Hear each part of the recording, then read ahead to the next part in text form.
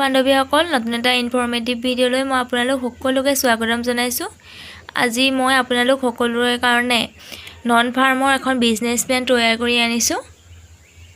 পান দোকানৰ ওপৰত দিছোঁ। ভিডিঅ'টো আপোনালোকে শেষলৈকে চাই ল'ব। এইখন চালে আপোনালোকে যিকোনো দোকানৰ বিজনেছ প্লেন বনাই ল'ব পাৰিব নিজে।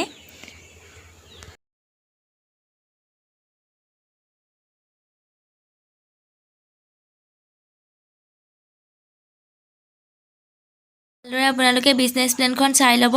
মই এখন পান দোকানৰ ওপৰত দিছোঁ। আপোনালোকে যিকোনো দোকানৰ ওপৰত নিজে ভালকৈ বুজি ল'লে বনাই ল'ব পাৰিব। যদি এই চেনেলটো আপোনাৰ বাবে সহায়কাৰী হয় তেনেহ'লে এনেধৰণৰ ইনফৰমেটিভ ভিডিঅ'সমূহ পাই থাকিবলৈ মোৰ চেনেলটো প্লিজ ছাবস্ক্ৰাইব কৰি ৰাখিব।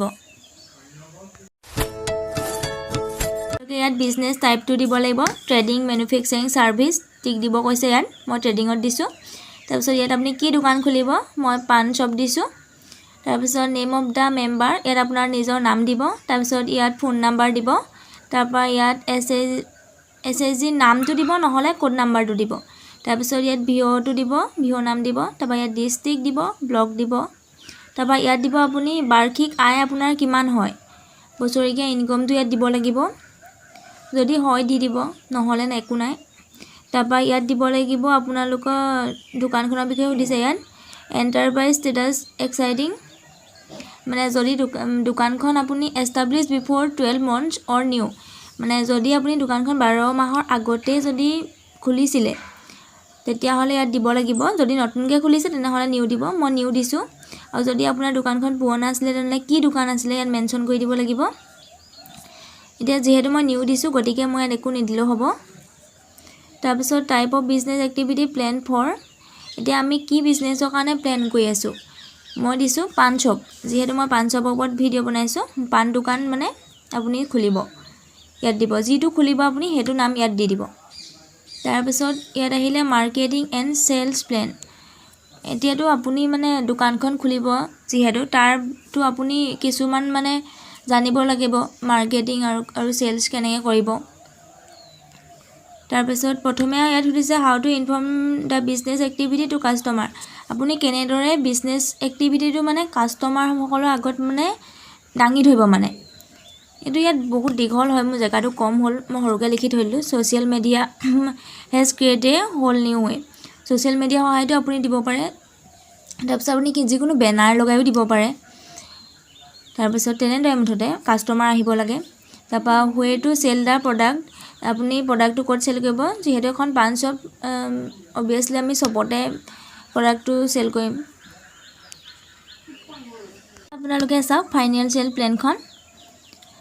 এইখন হৈছে মানে যদি আপুনি নতুনকৈ দোকানখন খুলিছে তেনেহ'লে এই ইয়েৰ 1, 2 আপোনালোকে কমপ্লিট কৰিব লাগিব। যদি আপোনালোকে পুৰণি হয়, পুৰণা দোকান আছে, ছেকেণ্ড ইয়েৰৰ হয় তেনেহ'লে ইয়াত দিব লাগিব। যদি 3 নম্বৰ বছৰ হয় ইয়াত দিব। মুঠতে আপোনালোকে নতুন হ'লে এইটো ঘৰ কমপ্লিট কৰিলে মানে হৈ যাব আৰু বাকীকেইটা নালাগে। অ'ন ফাউণ্ড আপোনাৰ হাতত আছে 10,000 টকা। তাৰপৰা MMU ফালৰ পৰা দিলে আপোনাক 10,000 টকা। বেংক লোন যদি লৈছে আপুনি ইয়াত দিব, যদি নাই লোৱা দিব নালাগে। তাৰপৰা অৰ্ডাৰছত দিব, বেলেগ কিবা পইচা আপুনি পাইছে নেকি, নাই। তাৰপৰা টোটেলটো উলিয়ালে, টোটেলটো 40,000 ওলালে।